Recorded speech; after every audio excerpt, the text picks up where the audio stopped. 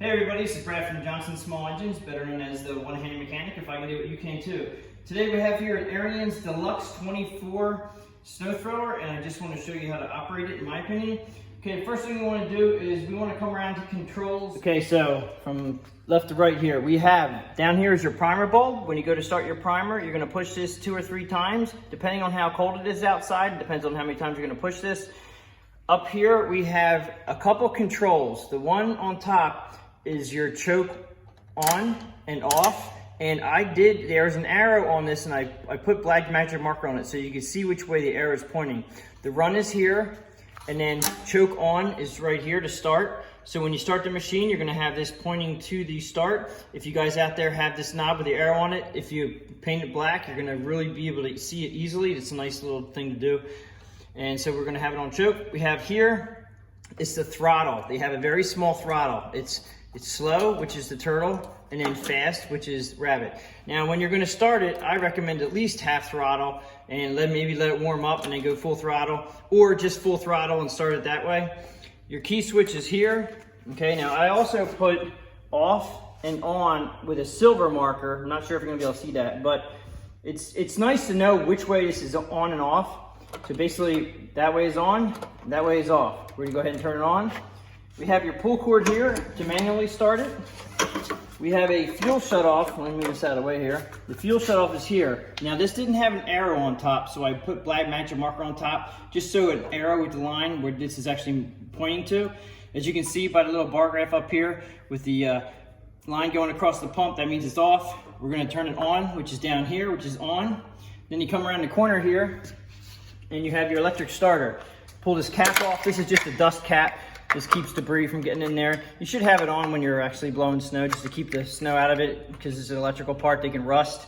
And when you do use your electric starter, try not to use anything more than a 10-foot cord, because if you use more line than a 10-foot cord, it can draw a lot of amperage. The amperage will drop, and you can burn up the starter if you push the starter button for more than a minute. You want to only push the starter for about 5 seconds max. If the engine doesn't start in about 5 seconds, then there is something else going on. Okay, you have your fuel tank here, and basically it's just unleaded fuel. You can use whatever you want in here, unleaded, high octane. They even have products out there on the market right now that's like True Fuel, which is a man-made product, which says stabilizes for a long time. Oil here, and you're just gonna unscrew the cap.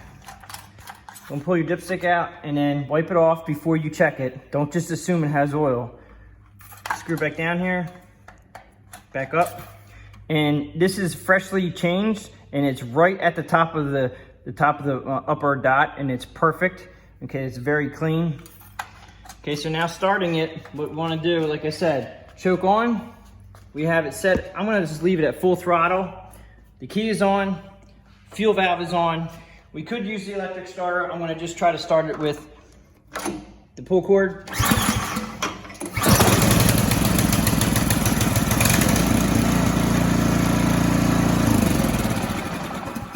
Now, if you noticed, I did not use the primer.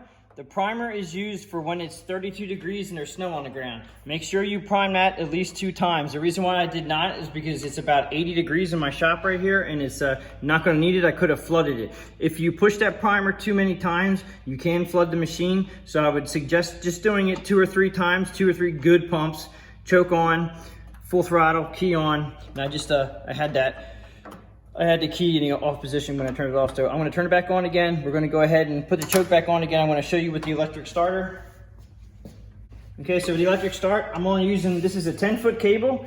A lot of times back in the day, these cables would come with the machine. I don't think they are any longer, so I wouldn't go more than a 10-foot cable. Make sure it's not real thin too. I think this is a 10 or actually this is a 16 gauge, it says right on here. So I definitely go with a 14 or 16 gauge. Don't go any higher than that, because the lower the number, the thicker the cord, but 14 and 16 gauge will be fine. And go ahead and plug it in. Now this has 3 parts to it. You got your ground and then your 2 plugs. There is a ground on here, so be careful. Make sure you get the right cord for your product here. Just gonna plug it in. Now we have it on, choke on. I'm gonna go ahead and try to fire it up with this. Now this should be very fast, and it should start right up.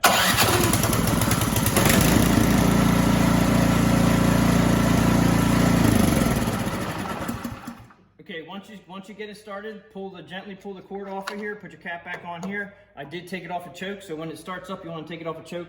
When it is real cold outside, there is a possibility that these may want to shut down, and that's because of how cold it is outside. You may need to leave the choke on for a little bit longer, but when they're warmed up, you should be able to run these things. If they're running correctly, they will run without the choke on. Now, as far as the controls, we're going to go back to the controls here and show you how to operate this. We have here, I guess from left to right. Okay, this is showing when you put the handle down, this is actually showing forward and reverse. This is your transmission drive, okay? So when you hit this handle down, this is gonna make it go forward and reverse. This handle right here is your chute. It's gonna make the chute go up and down in the front, right here. Up and down, that's all this does. Now when you want to turn the chute left and right, this handle here, you turn it clockwise and it's gonna go to the right, counterclockwise and it's gonna go to the left. I like this, it's very straightforward, there's no cables involved. This is, I wish they were all like this, nice and simple, it does the job. Now, while we're here, you follow this down to the top plastic part here, there actually is 2 shear pins that go in the front of your augers. These are shear pins, and this is where they put them from the factory. So if you come around to the front of the machine, I will show you where the shear pins go. Shear pins are nice to have. There's one here, and there's one here. Now also, you have 2 grease fittings here, so I would definitely hit this with the grease gun once a season, just a couple pumps, that's it. But these shear pins are designed so if your augers hit rocks and they get stuck behind here, that the rock will actually stop the auger from moving, and you don't want to ruin your transmission here. So what happens is these will shear. These are very low grade bolts. They're probably aluminum or they may be grade 2, and they will shear. So if you wonder why the machine is not blowing snow very well, the first thing you want to do is turn your machine off and then probably try to move these augers. The augers should not move at all when it's in the off position. So if one of these augers spins around, then you have a sheared pin, and that's why they have the pins up here. And they give you 2 from the factory. If you need to order more, then you're just gonna go to the Ariens website and order more. Back to controls here. We have your speed, your ground speed is right here. So you have turtle, which is slow right here, and your fast speed is up there. You probably will never blow snow in fast speed unless you only have like a little bit on the ground. But there is it's a neutral here. Here's another good one for the marker.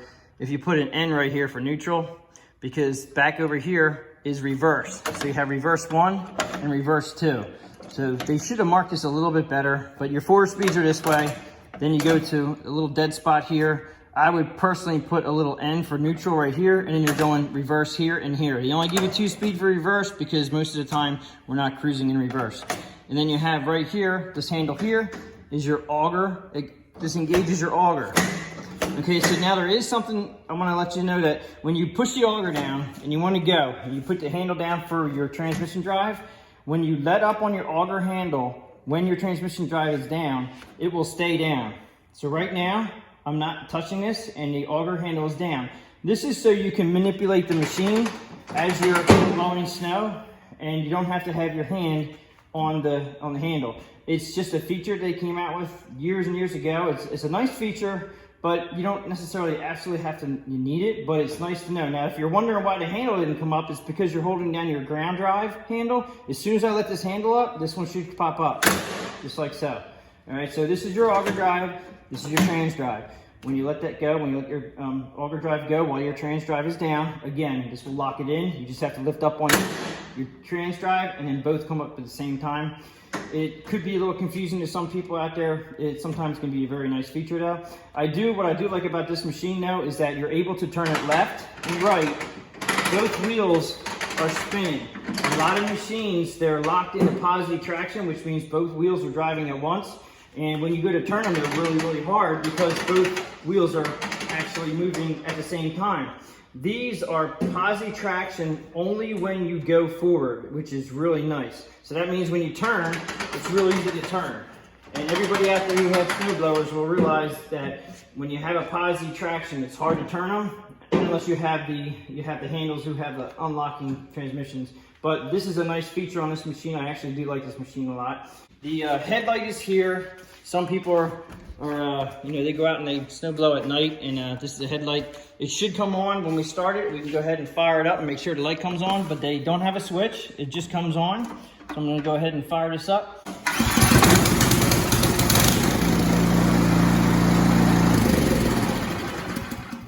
So while your machine is running, this light should be working. If your machine is running and the light doesn't work, that means the bulb is burned out. So that pretty much sums it up for how to operate and start an Ariens Deluxe 24 snow thrower. If you have any questions or comments, please leave them below. If you like this video, please give it a thumbs up. Thank you all for watching my videos, and I will catch you guys on the next one.